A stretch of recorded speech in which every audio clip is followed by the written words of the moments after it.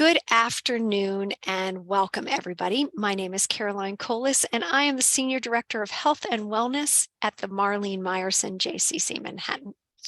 And I am your host today on the Positive Psychology Hour, a series that we do in partnership with the Whole Being Institute. And we're talking about aspects of positive psychology and ways that we can encourage resilience, growth, positive emotions, and today, flourishing with Sue Baldwin. And I'm going to bring Sue on, and I don't have access to her bio, so I'm going to just ask Sue a little questions. First, Sue, how did you get engaged or involved with positive psychology? I think it all started and I'll talk a little bit about this in the next hour or so, when we came home from a trip to quarantine and COVID-19. And so I had some time on my hands, and a friend said, oh, geez, you might want to consider spending some time while there's more flexibility in my retirement to pursue this certificate in positive psychology from Whole Being Institute. So that's where it started. And I have some lifelong friends as a result. You know, that's so interesting. Sue and I were in the same cohort, and I didn't expect to do a certificate in positive psychology. And I just want to let everybody know the next round is coming up. So if you're interested in doing something like that, both Sue and I can say, hands up, that was really a remarkable experience. And I think there's a bunch of people, and you can put your name in the chat if you have done the certificate in positive psychology. Highly recommend it. And Megan and Phoebe and myself will be doing something on the 21st on awe. That's next weekend. And we'll also talk a little bit more about that opportunity, and I'll put something in the chat. Highly recommend it. Well, Sue, let's go ahead and get started on your presentation. I wanted Sue to present today. I know that she's an educator in both of children and adults, also has a lot of experience in appreciative inquiry. And the impact that children's books have had on her, I thought would be really a wonderful thing to discuss in relationship to our books that changed your life series. So you guys, you're in for a real treat, and I hope you enjoy Sue and her approach to positive psychology through the lens of a children's book that is dear to her. On with the show. Thanks, Caroline. It is a true. Go ahead. If you want to pull up the first slide, that'd be awesome. Okay. This is what I'm going to do. It's a true honor and privilege to be with you this afternoon, and I really appreciate JCC and the Whole Being Institute, and especially Caroline, for this opportunity. Your commitment to learning and growing in positive psychology is inspiring. Wait one second, Sue. Let me just make sure I've got. Here we are. Perfect. Can you guys see this? Mm-hmm. Okay, on with the show. Yeah. I'm excited to be with you this afternoon to share the impact that Peter Reynolds' book, The North Star, has had on my life. And I invite you to engage and think about how you can flourish in life's journey.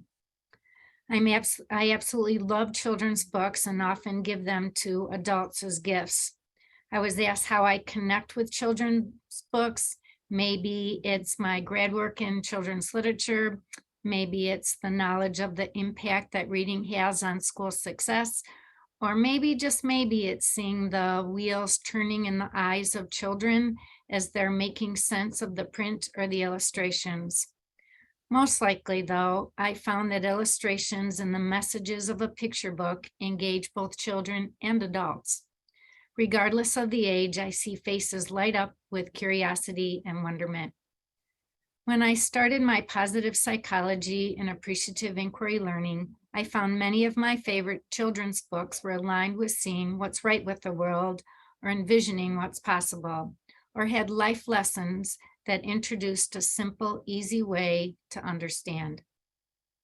The positive, powerful combination or learning with children's books helped me to reframe my thoughts and to look at events in my life from a different perspective. Before we begin, I'd like to practice a couple things first to make sure that your chat is working. So I'd like you first to put your name in the chat like you would normally.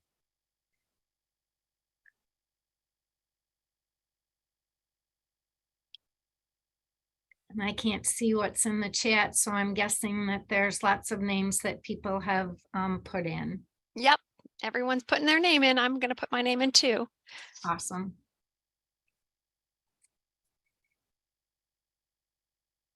And now Caroline, can you see that blob on the screen? Do you see a blob on the screen? Yeah. Where? A gray. Somebody help me.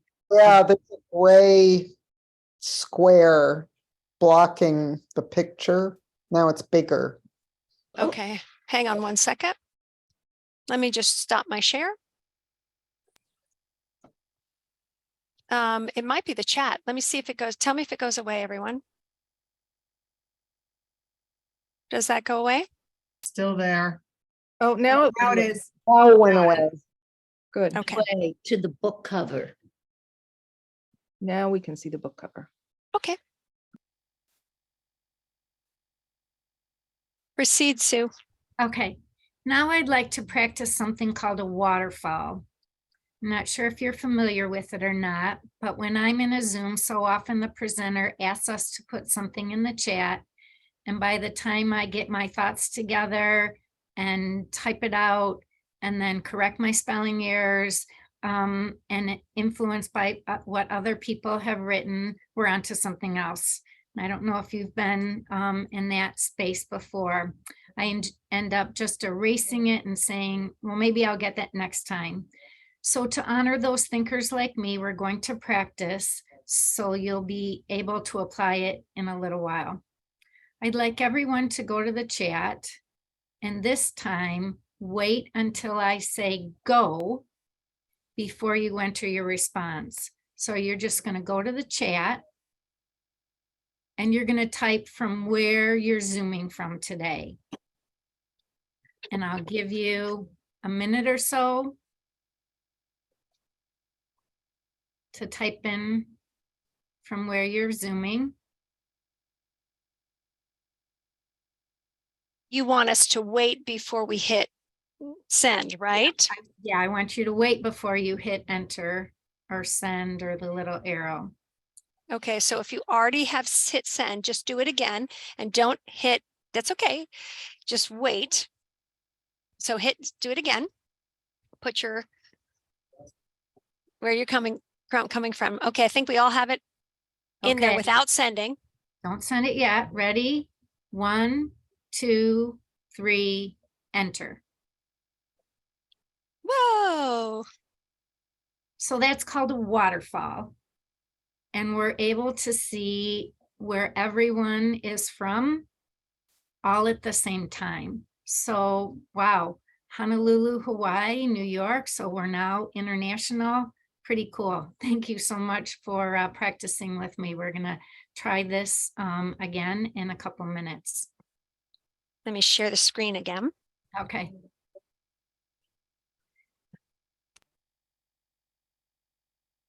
Let's start our time together. You can go to the next slide. Okay. Okay, 1 second. Is that it? Oops. Do I go back? Please. Let's start our time together with a moment of gratitude. If you're comfortable, please close your eyes or lower your gaze. Take 3 deep breaths from the bottom of your bellies to the back of your throats and think about something, anything that lights you up, makes you smile, or brings joy to your heart. Imagine that image above you, below you, on the right and on the left, and surrounding you like a big hug or a warm embrace. Open your eyes. I have to bet you're smiling right now. Thank you for bringing your energy into this Zoom space. Next slide. Okay. 1 second. Sure.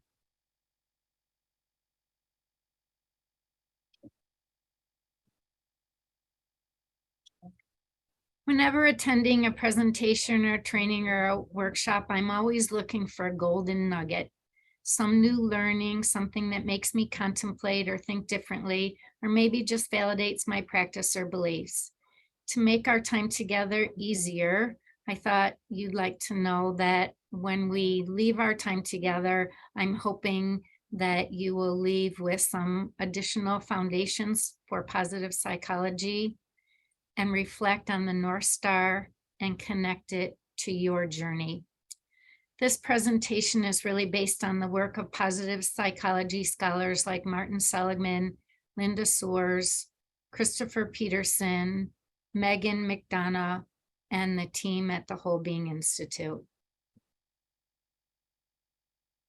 Okay. Flourishing. What is flourishing? Flourishing is the product of the pursuit and engagement of an authentic life that brings inner joy and happiness through meeting goals, being connected with life's passions, and relishing in accomplishments through the peaks and valleys of life. That's from Dr. Lynn Suits, and she is a U.S. Air Force servicewoman retired who now focuses exclusively on guiding students through the world of psychology. So this is one opportunity for practicing that waterfall. I'd like you to, if you need to, read the definition again and think about a word or words that resonate with you. Put it in the chat, but wait until I say go for you to hit enter. So I'll give you a moment or two to think about which of those words or words resonate with you.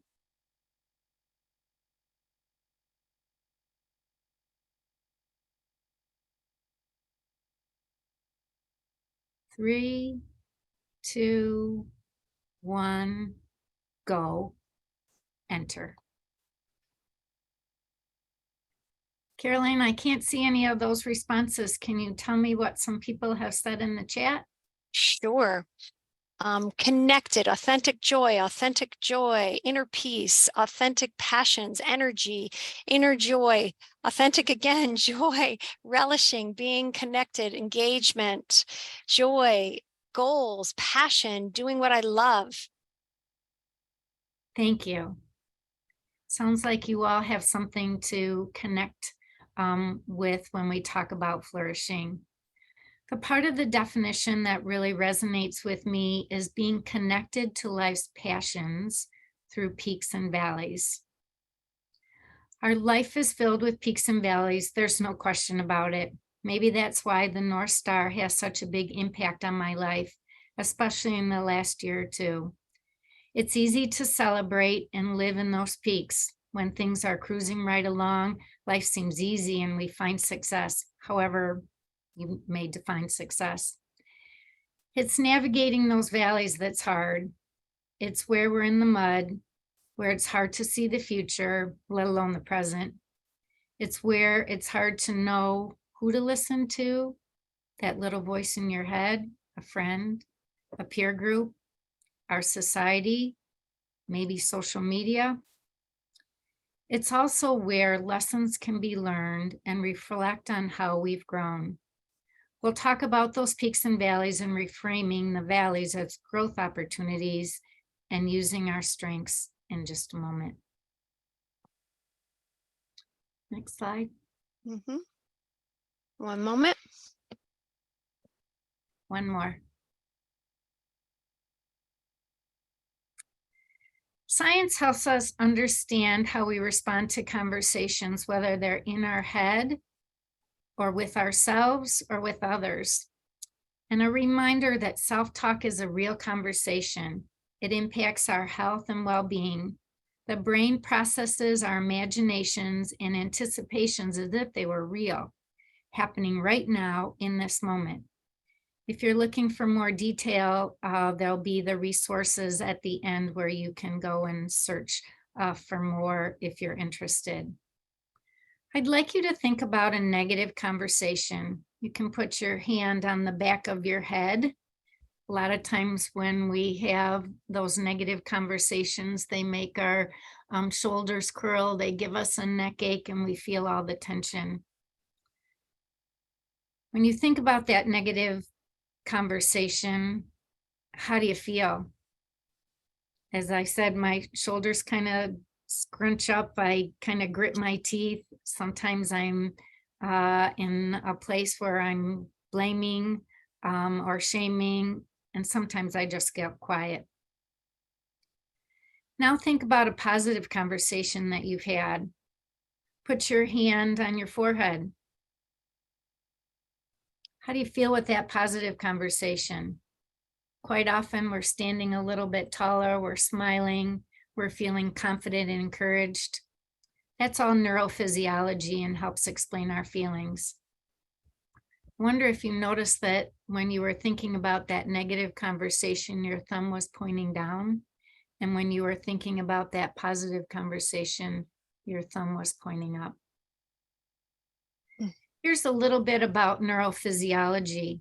Negative words and questions and conversations release stress hormones like cortisol, and it connects with our reptilian brain that keeps us safe. Hormones released like this suppress immune systems, increase blood pressure and heart rate. It ages us. It's kind of that fight, flight, or freeze part of our brain. It's the part that says we need to be protected, and it's the me part of our brain. Positive words or questions or conversations trigger happiness hormones like oxytocin. These hormones do just the opposite. They release hormones that lower our stress, regulate our social responses. They help us trust, be empathetic, and process and bonding. They help us connect. We call that the we part of our brain. Next slide. The Conscious Leadership Group has a wonderful video entitled Location, Location, Location. And in it, they explain in more detail what happens in our brain when we are above or below the line. When we're above the line, you can see all the color there. We're open, we're curious, we're committed to learning. We listen deeply and speak inarguably. We question our beliefs, we connect, we innovate, we collaborate, we're creative, and we're full of life, and we love to play. When we're below the line, we tell a story that we don't have enough. We don't have enough money or energy or time or love or space. We're committed to being right. We often feel overwhelmed or defensive. We find fault. We need approval, and we often need to have that control. I used to think that above the line and those positive emotions are good, and those below the line negative emotions are bad. My epiphany was the realization of knowing where you are, whether you're above or below the line, or your location, was most important. Let me repeat that one more time. My epiphany was the realization of knowing where you are, above or below the line, or our location, what was most important. In fact, it was transformational. We need to be below the line to keep us safe. Think of that reptilian brain, that part that keeps us alive and safe when that traffic is rushing by and we jump back from the sidewalk. When we're mindful of being below the line, I'm reminded to take my lunchbox, have a short pity party, rather than packing my transatlantic trunk. Think about where you are. Are you above or below the line? And where you are is okay. It's the awareness part. Next slide. As I mentioned earlier, reframing how we see those peaks and valleys is what's really important. My reframing, especially in the valleys, is aligned with my strengths. As part of the Certificate of Positive Psychology from the Whole Being Institute, I became aware of my strengths and taking the VIA, Values in Action, Character Strength Survey. Character strengths are those positive parts of your personality that make you feel authentic and engaged. They help you flow and flourish. You possess all 24 strengths in different degrees, giving you unique character strength profile. Research shows that understanding and applying your strengths can help boost confidence, increase happiness, strengthen relationships, manage problems, reduce stress, accomplish goals, build meaning and purpose, and help with performance. I call them my superpowers. I also learned about SPIRE, spiritual, physical, relational, intellectual, relational, and emotional, and how we need those to broaden and build each of the components to be well or whole to live our best lives with purpose and passion. I kind of think of it as a 5-legged stool, and we need to consider each element to be happy and flourish. When one component is missing, the whole is effective. And when one component is enhanced, the others are impacted as well. Next slide.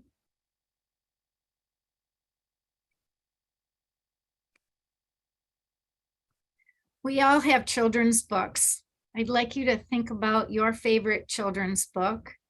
Maybe one that you remember growing up, one that you've read to your children or grandchildren, nieces or nephews, or maybe just a young one. Our boys love Sandra Boynton books. They were the little board books. And over 25 years later, I can still recite them by heart. A cow says moo, a sheep says ba, 3 singing pigs say la, la, la. No, no, you say, that isn't right. The pig says oink all day and night. My guess is that you probably have read some book from your childhood or your children's or special young one's childhood that you have the same experience with. I was doing a little research on favorite children's books because the list is exhausting if you asked my favorite. So I did a little poll with family and friends and asked them to say, hey, what kinds of books do you remember? And it was amazing to see their faces light up to talk about some of those favorite books. And I definitely heard from 3 different generations. One was A.A. Milne, and that's the Winnie the Pooh series that I'm sure you're all familiar with in some way. The other were the Golden books that I learned have been around since the 1940s. With titles like Pokey Little Puppy or Scuffy the Tugboat or Little Red Hen or The Mother Goose. And of course, the Little Red Hen, they were relatively inexpensive and cardboard covers that you could get from the grocery store. Eric Carle, Brown Bear, What Do You See? Or The Little Hungry Caterpillar, or The Tiny Seed, or The Grouchy Ladybug, or Papa, Please Get the Moon for Me, so many more. One of my favorites in the classroom was Urza Jack Keats, who wrote about his neighborhood growing up in Brooklyn. He wrote The Snowy Day, Peter's Chair, Whistle for Willie, A Letter to Amy, John Henry, The Trip, and Over the Meadow. And then some of you might have other children's books that weren't mentioned. So what I would like is if we could start that poll, Caroline, and ask them to select their favorite book. Can you see the poll? I can.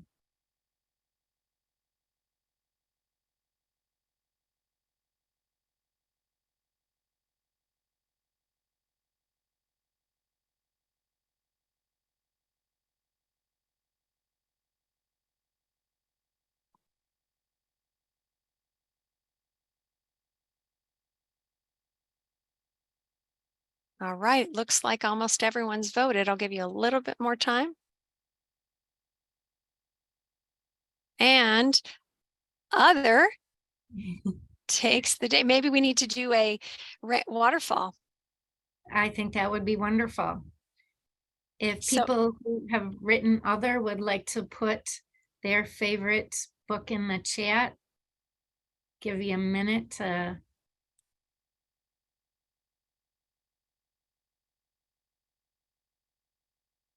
Put your response in. 3, 2, 1, enter.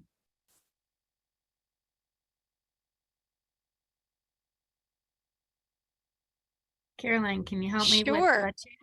Sure. On the day you were born, Horton Hears a Who, Dr. Seuss. Horton Hears a Who, another one. Little Bear series, The Little Fur Family, The Great Escape, or The Sewer Story by Peter Lippman. Pippi, Moo Ba La La La, Cat in the Hat. Poppy Longstocking. I love the Little Bear series, illustrated by Maurice Sundak. On the Day You Were Born, Gray Book, Gray Block again. Don't worry. Secret Garden. The reason you have a gray block is probably because of the poll. Secret Garden, Engine That Could. Another was Petunia Beware. Lots of, and 3 more messages. Let's see what we've got. Beatrice Potter, All of a Kind Family, Dr. Seuss books. So it sounds like lots of books from your childhood or someone special in your life's childhood has definitely been memorable in your life.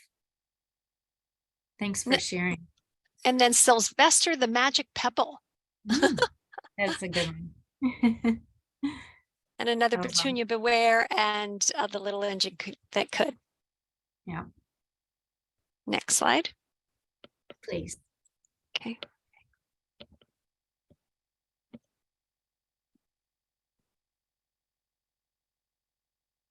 Are you able to get to the? Yes. Do you want me to go to the other one? Okay, everyone, Yeah, hang on one second. I'm not sure how many of you are familiar with Peter Reynolds and the North Star. When was the last time you really sat down and read a children's book for your own enjoyment or reflection? This is an opportunity for you to do that today. While you're listening, pay attention to the images that you see as I'm reading and think about the one that might be speaking to you. I want to tell you a little bit more about Peter Reynolds if you're not familiar with him. He's one of my favorite authors. He published his first book, The Dot, in 2003. He's from the Boston area. And when I was invited to present to the Positive Psychology Hour today, I immediately emailed him to ask permission to copy some of his illustrations.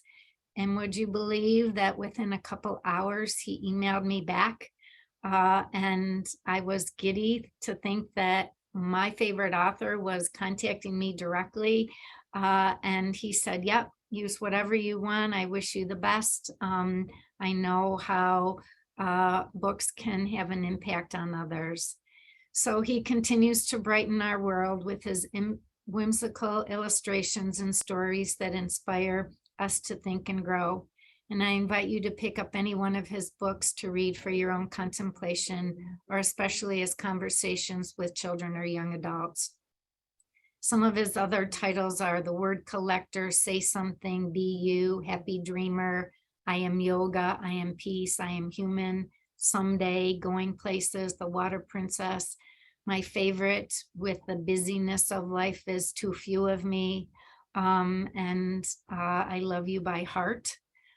Playing from the Heart, I Am Me, just a wealth. So Can you see this, Sue? I can see part of it, but I also see the poll, so you may have to close the poll. Okay, thank you so much. Hang on one second, everybody.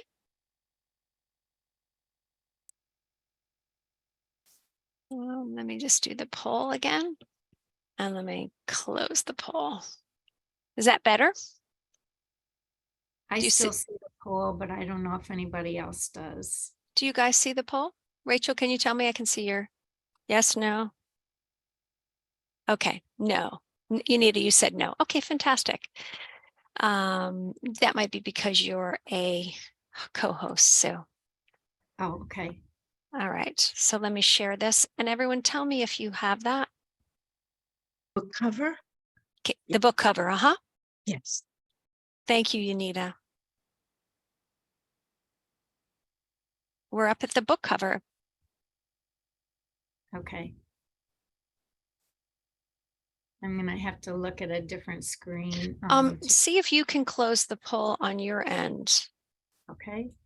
on your screen, so that you can read with Oh. us. Good. Wonderful. Now I can read with you. Awesome. The North Star by Peter Reynolds. Dedicated to all the parents and teachers of the world and those who are brave enough to follow their dreams. Just a reminder that while you're listening, you're going to be paying attention to the images and think about the one that might be speaking to you. A sweet breeze met the boy as he awoke to his journey. He traveled on all fours for quite some time, and he grew.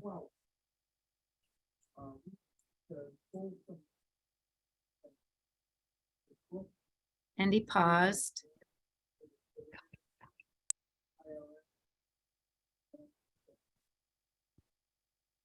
One day he had the urge to stand, to walk, to make his journey easier.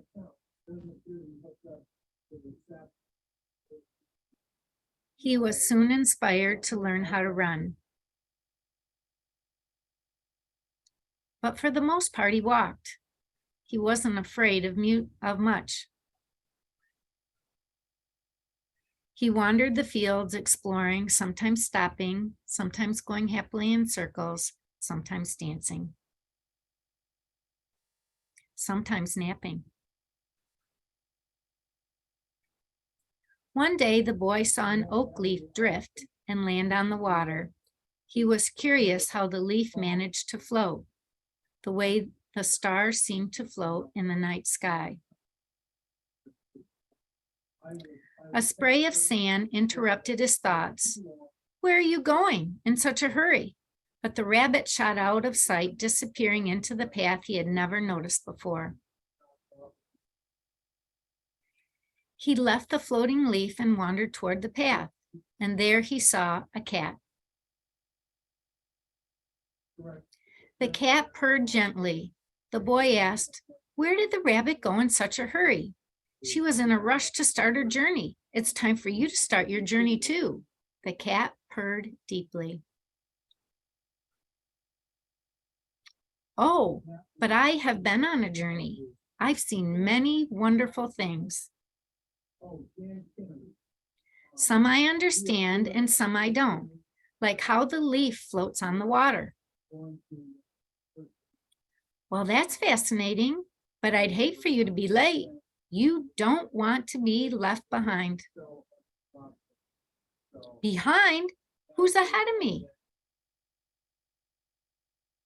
"You wouldn't believe how many.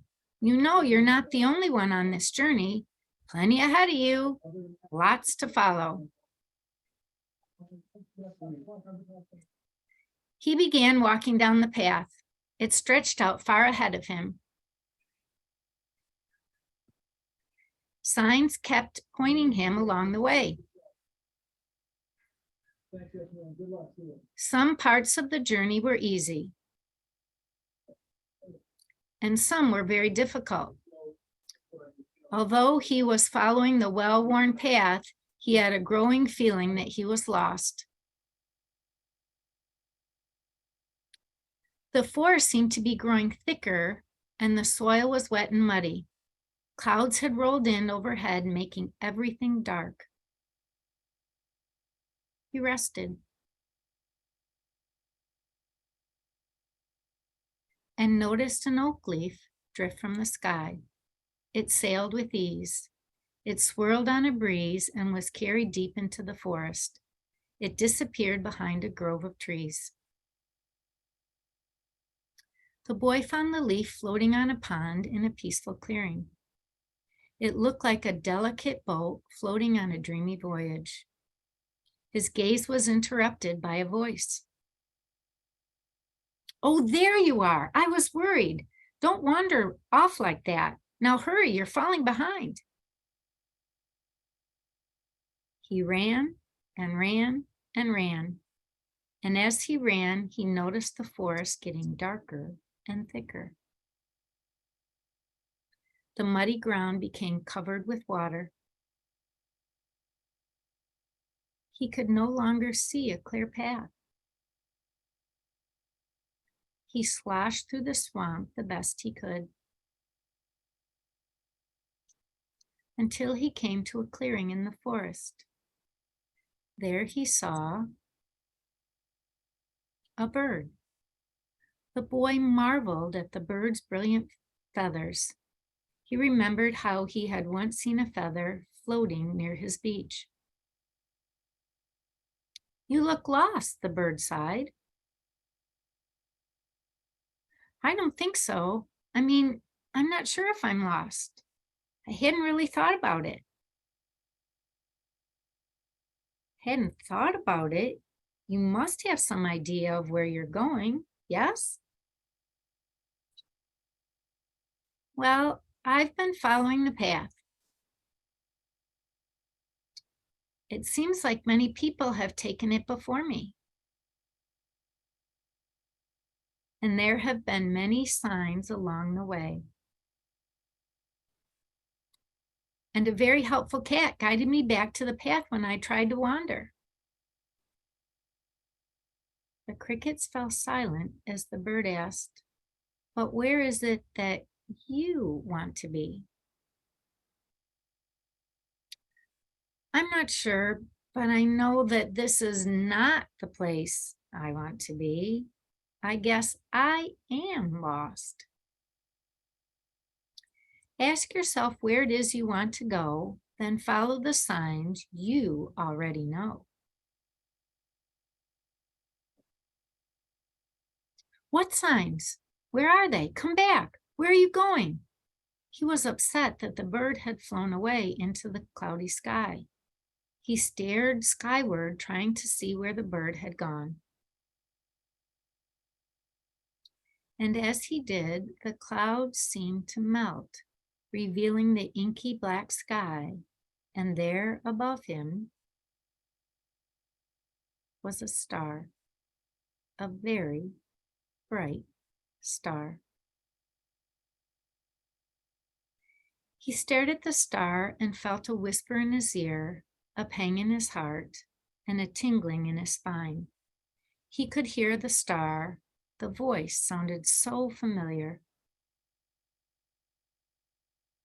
He began to go in the direction of the star. Many other stars soon appeared in the dark velvet sky.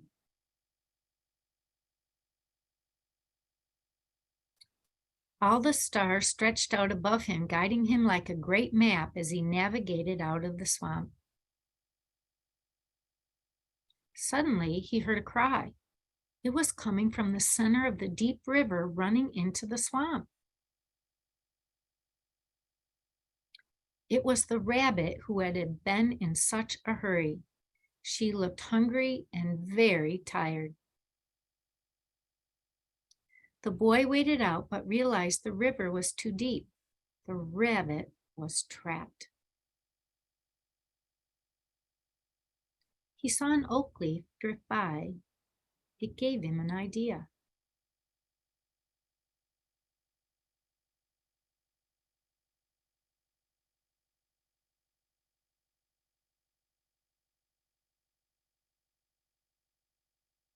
The boy smiled, having helped the rabbit on her own journey.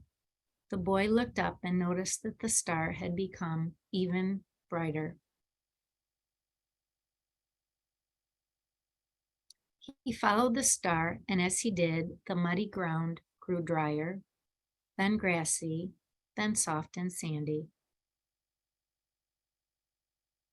Finally, he came to a rest atop a dune, and there below him was a beach.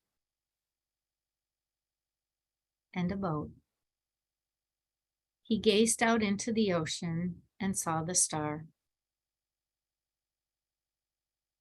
The star glowed patiently, reminding him that it was still a long journey ahead, but it was his own journey, his very own wonderful journey. The beginning.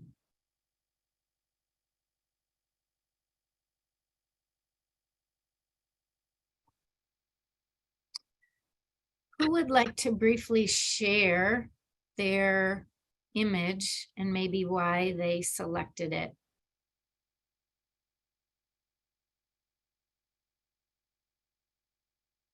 If you'd like to share, please feel comfortable unmuting.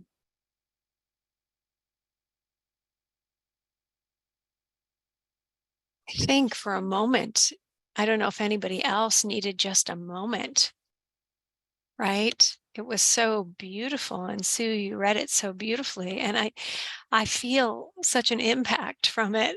I feel like I have some tears in my eyes. Anybody else?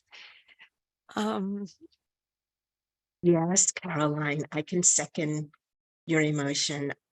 Sue, thank you for reading that, because right at the end, my thought was, oh my God, it is beginning. There isn't going to be an answer that says, here's your direction. It's listening to that inner voice. And what a lovely book to read to a child, but also to hear myself. Thank you. Tears, tears. Anyone else, would you like to come off mute and share or put in the chat? Just so you know, Sue, Deb B said Sue should do the audiobook. It was beautiful. Thank you. I can Any- share something. Yeah, Sure. just the whole oh, the pictures were beautiful, just gorgeous. The whole hurry, hurry. You know, there are people ahead of you, hurry, hurry. And I just felt the tension and the stress that we live with so much. This message we get, hurry, hurry. And then just relaxing when he just paused and said, you know, I don't want to be here. Like that realization for him. And then that changed everything. It changed the whole feeling I had as the book continued on. Thanks. Beautiful, Joni. That's a beautiful share. Deb also said, I'm always in a rush. Such a great reminder. I loved that the book took us on a journey. And, you know, as an adult, I was reflecting on my life as a journey. And I wonder if that's one of the reasons why you picked it, Sue. Yeah, I think so. How about if we go on to the next slide? Thanks for Sure. all the responses that people have put in the chat and found it very meaningful. I appreciate those comments. Okay, so let me just go to the next slide.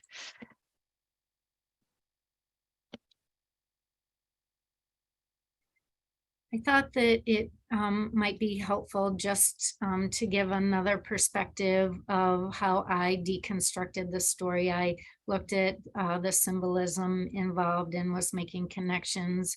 When I saw the bird, I saw that wise person that asks questions and causes us to think. And that oak leaf, our dream and our passions and our purpose. And when we make the time, we can see those things. The rabbit, that person that's busily hurrying through life, finding it hard to smell the roses. I guess I think about the quote from Rob Bell that says, busy is a drug that a lot of people are addicted to. I think about the cat, that person that might be nudging us to keep up with the Joneses or hurry along the way. I think about the boy, like each of us, wandering, exploring, learning, and finding our unique path. Reminds me of a couple of quotes. If you don't like the road you're walking, start paving another one. That's from Dolly Parton. Or if you can see your path laid out in front of you step by step, you know it's not your path. Your path you make with every step you take. That's why it's your path. That's by Joseph Campbell. And then how about the North Star, or stars in general, our hopes, our dreams, our passions, and our purpose? Next slide. I'd like to share a personal story to illustrate the many parallels between the boy's journey and my own, to bring it kind of connect positive psychology and the North Star. Like the boy, I was enjoying my retirement after 30 plus years as an educator in the classroom and in central office. Next slide. And like the boy, I was discerning what the next chapter of my life would become, exploring and identifying my hopes and dreams. Maybe you're in a life-changing place, or maybe you will be in the future. And so you might be doing that too. I too was finding my path. I enrolled in the Whole Being Institute Positive Psychology in April of 2020 as we were all quarantining for COVID-19. Through the program, I learned about SPIRE and my character strengths, one of which is love and learning. With time and energy on my hands, I also completed facilitator certifications and appreciative inquiry and conversations worth having and deciding what my next step should be. I was retired and learning and growing and seeing what was possible. And then in November of 2021, our youngest son, Daniel, 24, was diagnosed with stage 3A testicular cancer. Yep, his cancer had spread to his abdomen and his lymph nodes in his neck. I was in the valley. It was really scary. The mother bear in me couldn't protect, couldn't kiss and make it better, and most of all, couldn't trade places. I too had a little bird. When sharing our news with a dear friend, he said, "You have everything you need to be where you are right now." I do have everything I need to be where I am. The feeling of being lost was reframed. And yes, I had positive psychology and appreciative inquiry as a foundation for seeing what's possible. It gave me the opportunity to practice what I preached when I was visiting teams that supported students that needed additional learning opportunities to grasp content. Take care of you, take care of your family, so that you can bring your best to school to the children who need you to be the best. And through SPIRE, I knew to navigate life, especially in this valley, I needed to take care of me. Spiritually, I was now making daily time for meditation and reflection. I learned 12 minutes a day was all it took to make a positive impact. Physically, I was moving, maybe not to the degree as before, but that was okay. I tried to eat food that gave me energy, and I took naps when I needed sleep. Intellectually, I continued learning by different means. I was listening to podcasts. Relationally, I was connected with friends, often through Zoom. Emotionally, I was mindful of my location. I gave myself permission to be human and to be enough.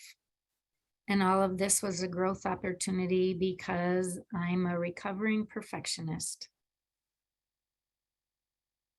And like the little boy, I was able to use what I had learned in the past 2 years to see what was possible, to see my North Star. I was reframing, being mindful and intentional, taking care of myself first, although it often felt selfish. I used my strengths to better navigate what was to come: 3 rounds of chemo, 7-hour surgery, recover. I woke up each day looking for what I could learn from others, being mindful and aware of how I could use my value in action, those strengths of love and kindness with others. And finally, I was using my strengths, those superpowers of kindness, love, and love of learning, honesty, and spirituality to live my North Star, my purpose of making a difference and being a light. I wanted our boys and others to see that we can only control how we respond to those valleys and those bumps in the roads, because they'll always be there. I was committed in word and deed to model: when we give, we spread positive, contagious energy. So I look for opportunities to spread kindness and gratitude. We often picked up the tab for the person behind us in the Einstein bagel line at the hospital, brought homemade treats and snacks and coffee and tea to healthcare workers at the Rogo Cancer Center. We really wanted others to know how much we appreciated them. We wrote notes to family and extended friends, giving updates, and we shared responsibilities of taking Daniel to his treatment.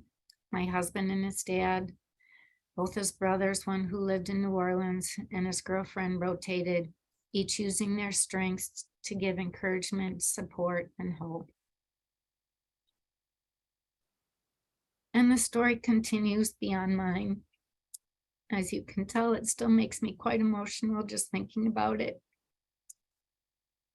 I'm still in awe of how Daniel flourished during the most challenging of circumstances. He was doing it with grace, humility, and a growth mindset. In January of 2022, during his second round of treatment, Daniel, with the support of amazing friends and family, started a nonprofit called Cherish Your Package.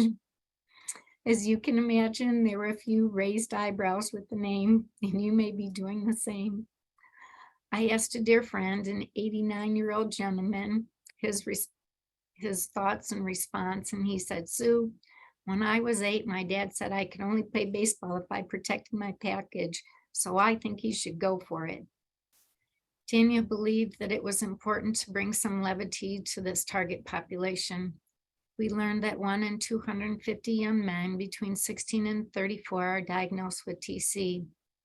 This stereotypical invincible group of young men needed a place to go that felt safe. His taglines are educating, encouraging, and empowering. On his own, he created a website and did just that.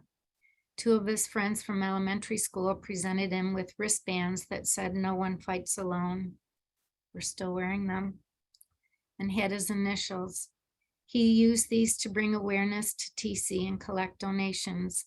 People could order the wristbands and then post on the CY Instagram page where they were wearing their wristbands. And believe it or not, photos came from all over the world. In April of 2022, he presented his oncologists and surgeons with a $15,000 check for their TC research at the University of Michigan Cancer Center. Many of you may have a rivalry in either college or professional sports. And for those of you who know about sports in Michigan, your blood either runs green or blue. The part of the story that makes me chuckle is that Daniel, a Michigan State grad, was supporting his Wolverine doctors, as he should.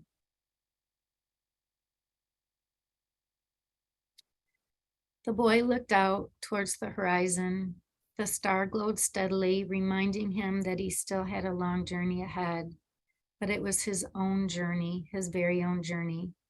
Wishing you a wonderful beginning of flourishing, reframing, learning, growing, and sharing your superpowers and passions. You have my heartfelt gratitude, igniting the ripple effect of creating contagious positive energy. Thank you for spending your lunchtime in community today. It was my sincere pleasure to share one of my favorite books and how it has brought meaning to my life. I appreciate Caroline, the JCC, for inviting me to be with you, and the WBI team and Peter Reynolds for making this world an even better place to reflect, to dream, and think about what's possible. I'd love for you to try that waterfall one last time and type in the chat what's one step you'll take to move forward in your life of flourishing. I'll give you a few minutes to collect your thoughts. One step that you'll take to move forward in your life of flourishing.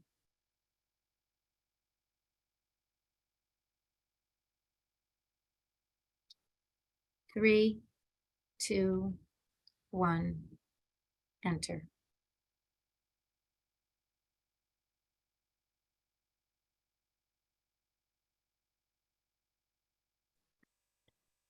Connect with vulnerability, feelings, declutter.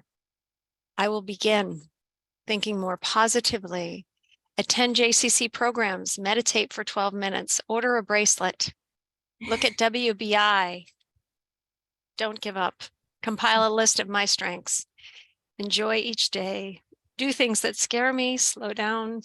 In all things, give thanks. Hug my boys and smile when I see the pile of shoes at the door. Meditate. Thank you for the beauty, power, and vulnerability. Love to you and your son and his entire healing family. I'm beginning a coaching series next week. What a great list. Grateful for this moving presentation, Sue and Caroline. Thanks to all of you. There's 2 more slides, and they can be handouts that Caroline sends to you. One is a few of my favorite authors and the books that they have written, and then links to the resources from the Conscious Leadership Group, Whole Being Institute, Appreciative or Values in Action, the VIA Character Strengths survey. So, I'm just going to take us through our journey that we've been on. And here's a few of Sue's favorites. And you'll get the slide deck and the recording. And also, here's a few of the resources that Sue has been gracious enough to share with us.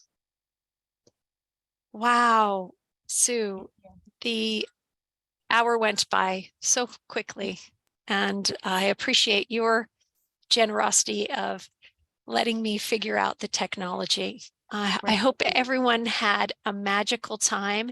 And one of the things that Sue said to me was, you know, adults sometimes don't think about picking up a children's book to read, but it's a thing that we can do, especially if we're feeling stressful. You were saying that a lot of times they have morality, values, a journey, and remind us, sort of a positive contagion too. yeah, absolutely. Yeah. So please feel free to unmute and tell our amazing speaker, thank her for sharing her heart, her story, and her love of learning.